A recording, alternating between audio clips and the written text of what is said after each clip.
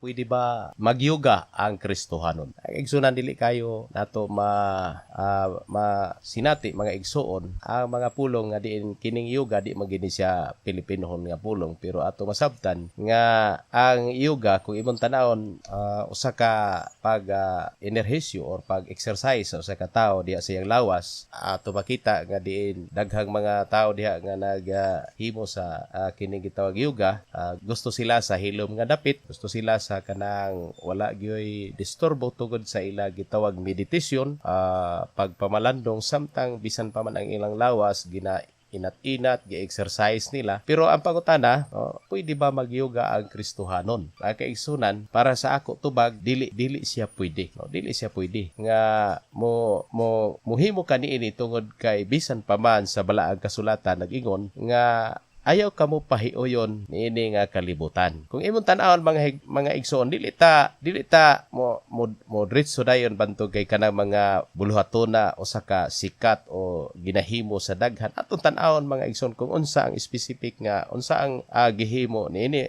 Kung imong tan-awon mga igsoon, doon na siya kalabutan sa espirituhanon nga mga butang. Tungod kay niining gibuhat sa yoga, mao man ang pag-meditate o action sa pag-worship, meditation. Pero kung imong tan-awon mga igsoon, kung mag-exercise ka, pwede raman ka mga igsoon, mag-exercise ka nga sa imong lawas, mag-jogging ka, uban sa imong mga higala, magkanta-kanta ka. Kung mayin kag meditation, sumala sa balaang kasulatan, sa Salmo Kapitulo 1, ang meditation mga kaigsunan, pwede ka mo adto sa pinakahilom nga dapit or sa imong buhaton, pwede ka mag-exercise. Pero dili ni pinaging yoga. Okay. Kung imong tanan ang Salmo Kapitulo 1, versikulo 2, naging siya, kundili anaa sa kasuguan ni Jehova ang iyang kalipay, ug sa kasuguan niya nagapalandong siya adlaw ug gabi. Doon ay meditasyon, day and night. Adlaw ug gabi mag-meditate siya. Pero pag-ingon diri nga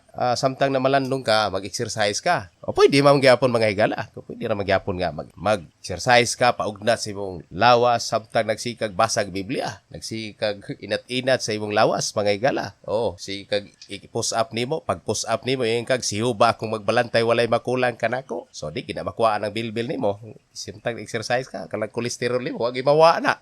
Mga higala, kung imong tanawon, ang mga Kristohanon usahay mahilig sa pagkanang sabay-sabay sa uso, pag uyon-uyon sa uso, pero si Pablo nag-ingon siya daan nga ayaw mo pagpahiuyon sa kalibutan, sa iyang urog, sa iyang uso. Imong tan-awon nga unsay original o unsay sinugdanan niining maong trabaho. Kay basin ang Kristohanon mawala ka. Kay atong concern sa pangutana, pwede ba mag-yoga ang Kristohanon? So atong sabton mga igsoon nga kining yoga, exercise ni siya, pero with meditation. Uban ang meditation, iyang lawas, iyang unahuna, pero unsa may iyang meditation?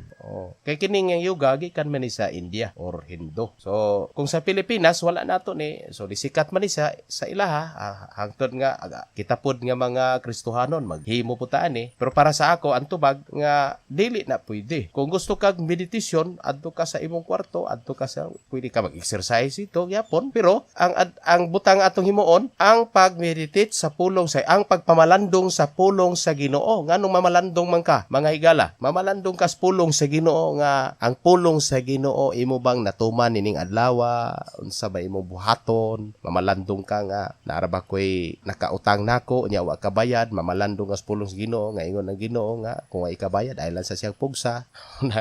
Nga mamalandong ka sa pulong sa Ginoo, natuman ba nimo o wala? Unsa ka anindot ang pulong sa Ginoo sa imong kinabuhi? Napamalandong ba nimo nga gibag-o ka sa pulong sa Ginoo? So makaingon ka sa imong kaugalingon nga nindot kaayo ang pagpamalandong sa pulong sa Ginoo. Nindot ang pag-exercise kay para pa mahimong bisaya ang imong lawas, pero ang imong pag-exercise ibutang sa kining gitawag Diosnon o biblically nga pag-exercise. Salamat sa inyong pangutana. Kung doon na may mga comment igsoon, ibutang lang sa atong programa.